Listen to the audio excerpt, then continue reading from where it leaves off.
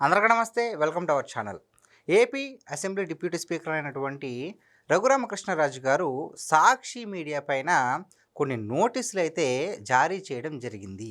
అసలు ఎందుకు ఏమిటి అంటే మరి ఈ సాక్షి పత్రికను వేదికగా చేసుకుని లేనిపోనివన్నీ కూడా రఘురామకృష్ణరాజు గారి రాజకీయ విషయాల్ని ప్రజల్లో విషపూరితంగా ప్రతిబింబించేలా ఉన్నాయని చెప్పేసి, అంతేకాకుండా వ్యక్తిత్వ హననానికి గురి చేసేలాగా ఈ వార్తలు ఉన్నాయి, అసత్యాలు ఎక్కువగా ఉన్నాయని గ్రహించిన రఘురామకృష్ణరాజు గారు మొత్తానికి ఇందిరా టెలివిజన్ సంస్థ ఎండి అయినటువంటి వైఎస్ భారతీరెడ్డి గారితో పాటు, అంతేకాకుండా ఆ సంస్థ యొక్క ఎడిటరు, అదేవిధంగా బ్యూరో చీఫ్, అంతేకాకుండా మరీ ముఖ్యంగా బోర్డు మెంబర్స్ వీళ్ళందరి పేర్లను కూడా ఆ నోటీసుల్లో పేర్కొనడం జరిగింది.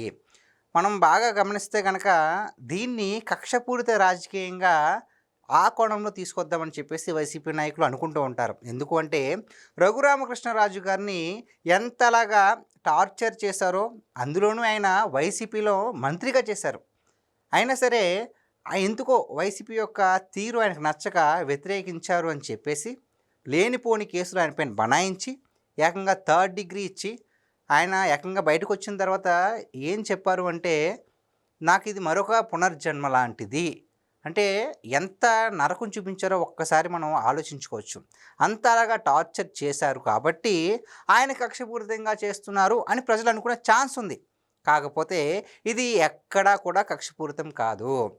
కక్షపూరితం అంటే అధికారంలోకి వచ్చిన వెంటనే కూడా ఏదో ఒక విధంగా కేసు వేసి ఏదోలా చేయొచ్చు. కాకపోతే ఆయన నీతిగా, నిజాయితీగా కేవలం కూటమి చేసే మంచి పనుల్ని చెడు పనులుగా మార్చి కథనాలు రాస్తున్నారని ఆగ్రహాన్ని వ్యక్తం చేస్తూ నోటీసులు జారీ చేశారే తప్ప ఎక్కడా కూడా కక్షపూరితంగా రఘురామకృష్ణరాజు గారు అయితే ఆ విధంగా వ్యవహరించలేదు. ఇదే నేపథ్యంలో వైసీపీ వాళ్ళు దీన్ని కక్షపూరిత రాజకీయం అని చెప్పేసి తెరపైకి తీసుకొస్తారు. కాకపోతే మనం కాస్త బాగా ఆలోచిస్తే మరి ఈ మధ్యకాలంలో వైసీపీ వాళ్ళు చేసేటువంటి విష ప్రచారాలు ఏమున్నాయి, ఎలాగ వాటిని పోర్ట్రేట్ చేస్తున్నారు, కల్తీ నెయ్యి వ్యవహారం కావచ్చు, పరకామణి చోరీ కావచ్చు, అంతెందుకండి నిన్న మొన్నటిదాకా బిల్ గేట్స్ గారి పైన కూడా ఎంతలాగా దుమ్మెత్తిపోస్తున్నారో మనం చూస్తూనే ఉన్నాం. అంటే వీటన్నిటిని కూడా అరికట్టాలి అంటే కఠిన చర్యలు తీసుకోవాలి అని చెప్పేసి రఘురామకృష్ణరాజు గారు అయితే గట్టిగా డిసైడ్ అయిపోయారు. నోటీసులు జారీ చేశారు. బహిరంగంగా క్షమాపణలు చెప్పాల్సిందని చెప్పేసి డిమాండ్ చేస్తున్నారు. లేకపోతే కనుక కఠిన చర్యలు తీసుకుంటారు. వీటితో పాటు ఇంకొక షాకింగ్ న్యూస్ ఏంటంటే మరి పరువు నష్టం కింద ₹1,00,00,000 ఈ సాక్షి ఏదైతే గ్రూప్ ఉందో వాళ్ళు సాక్షి యాజమాన్యం ₹1,00,00,000 రఘురామకృష్ణరాజు గారికి మూల్యం చెల్లించాలని చెప్పేసి ఆయన డిమాండ్ చేయడం జరిగింది.